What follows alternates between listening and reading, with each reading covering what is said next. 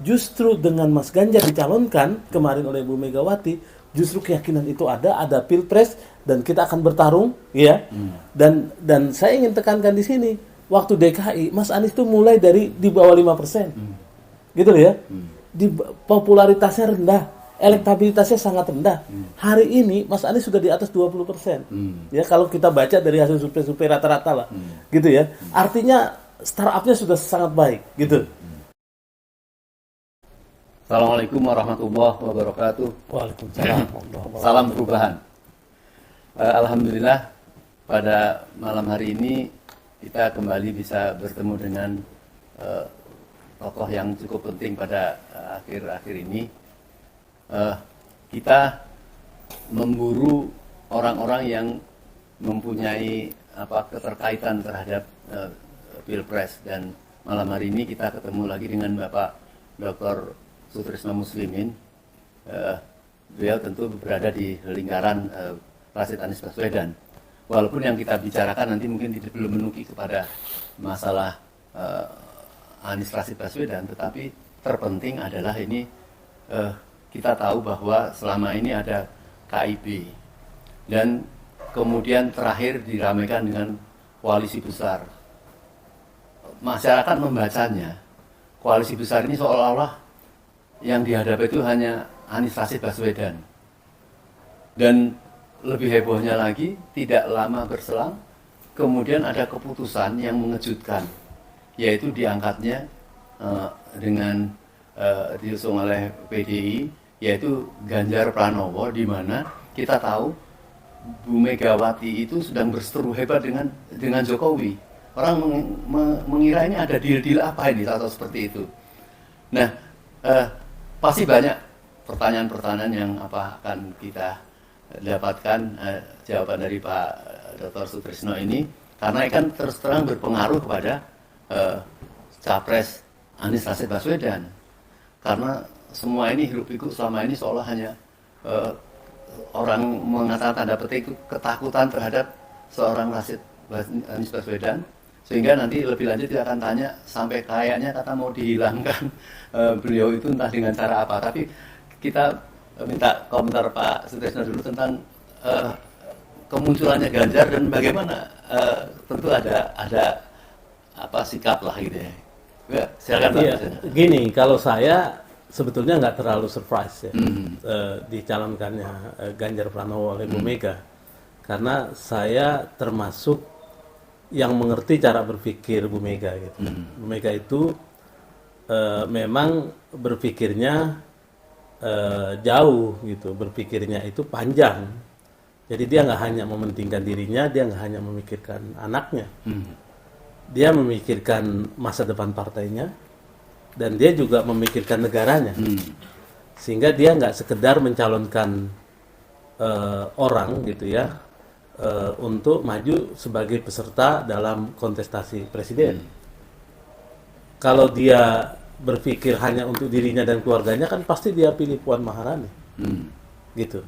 Tapi sejak awal saya memang memprediksi, dan sempat juga diangkat oleh Yunarto Wijaya, bahwa pertarungan yang paling ideal itu adalah pertarungan antara Anies Rashid Baswedan dengan Ganjar Pranowo. Dan menurut saya dengan dicalonkannya Pak Ganjar, ini bagus untuk demokrasi. Apa bagusnya? Nggak ada lagi spekulasi tidak ada Pilpres di 2024. Oh, itu ya gitu. Pertama.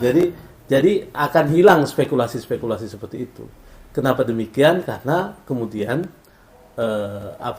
Bu Mega dengan partai terbesarnya, dengan hanya sendiri dia bisa mencalonkan calon presiden. Jadi spekulasi Pilpres ditunda, spekulasi perpanjangan masa presiden otomatis hilang. Gitu, dengan dengan dimajukannya Ganjar. Yang kedua, menurut saya ini juga kontestasi yang berkualitas gitu.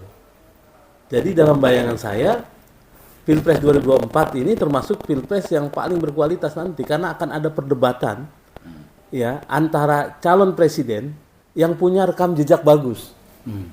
Jadi Mas Anies punya rekam jejak, pernah mimpin universitas Paramadina, pernah jadi menteri, pernah jadi apa namanya gubernur DKI gitu ya, dan aktivis. Ya, kalau melompat ke situ saya lompatkan dulu. Iya. Artinya memang kalau di sisi Ganjar nampaknya dari kalangan orang-orang di bawah itu sangat senang sekali karena mereka melihat ada ketidakseimbangan antara Ganjar dengan Anies itu ya. Nah, tetapi apakah memperdulikan tentang santernya bahwa bagaimana menjegal Anies Rashid Baswedan di dalam 3 partai ini untuk mencapai presidential threshold itu? Iya, kalau kita lihat upaya-upaya itu kan memang sangat nyata ya, sangat kelihatan lah ya. Bagaimana upaya untuk apa namanya mengganggu PKS, bagaimana itu melihat ya, artinya Pak Sutrisno atau Jajaran itu melihat ya, iya, ada upaya itu ya? Ada upaya itu gitu ya, dan kita juga tahulah bahwa mereka sangat serius untuk bagaimana supaya PKS tidak mencalonkan Mas Anies kan gitu ya. Kemudian Demokrat juga mengganggu gitu ya, dengan munculnya upaya hukum yang dilakukan oleh Pak Muldoko CS gitu ya. Jadi ada upaya-upaya itu, tapi saya melihatnya adalah pada akhirnya nanti akan melenggang Mas Anies akan lawan Pak Ganjar. Gitu. Itu memang pertarungan. Itu keyakinan itu. Iya, itu keyakinan saya sejak awal. Dan memang saya mengidamkan satu pilpres yang bermutu, satu pilpres yang berkualitas, di mana di situ ada perdebatan aktivis seperti Mas Anies dan Pak Ganjar. Mereka kan tidak, usianya nggak hanya beda setahun lah ya. Pak Ganjar setahu saya 68, Mas Anies 69 gitu ya. Artinya mereka waktu di kampus itu masih ketemu lah dalam satu gitu. Gitu. Ya. Jadi saya membayangkan itu Pak Ganjar punya latar belakang sebagai orang yang sukses di parlemen gitu ya, kemudian menjadi gubernur Jawa Tengah dua periode kan begitu ya. Jadi inilah sebetulnya yang nanti kita akan lihat pertarungan itu. Tapi bagi saya sebagai orang yang berada di garis Mas Anies, saya melihat kalau Mas Anies nanti memenangkan pertarungan itu, ya itulah pertarungan pilpres yang bermutu. Dan saya kok membayangkan akan seperti pilkada DKI. Bagaimana mengendalikan aliansi relawan, pengusung yang sudah terpancing dengan ada keyakinan dari A1 lah bahwa Anies tidak maju. Itu bagaimana mengendalikan itu? Karena ini kan khawatir saya jangan memang disengaja diembuskan supaya terjadi kekacauan itu. Bagaimana mengendalikan itu? Iya. Itulah makanya saya memang sejak awal meyakinkan kepada para pendukung Mas Anies untuk tidak masuk ke wilayah-wilayah yang di luar dari kewenangan kita, kekuasaan kita, gitu ya. Bahwa tugas kita para relawan itu adalah bagaimana kemudian kita mendorong agar popularitas dan elektabilitas Mas Anies itu terus naik.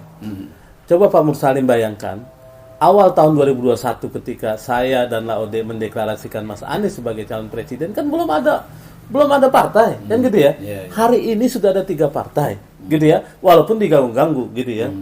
Tapi sekarang ini justru dengan dicalonkannya Mas Ganjar sebagai calon presiden dari PDIP, justru konsolidasi kita makin baik.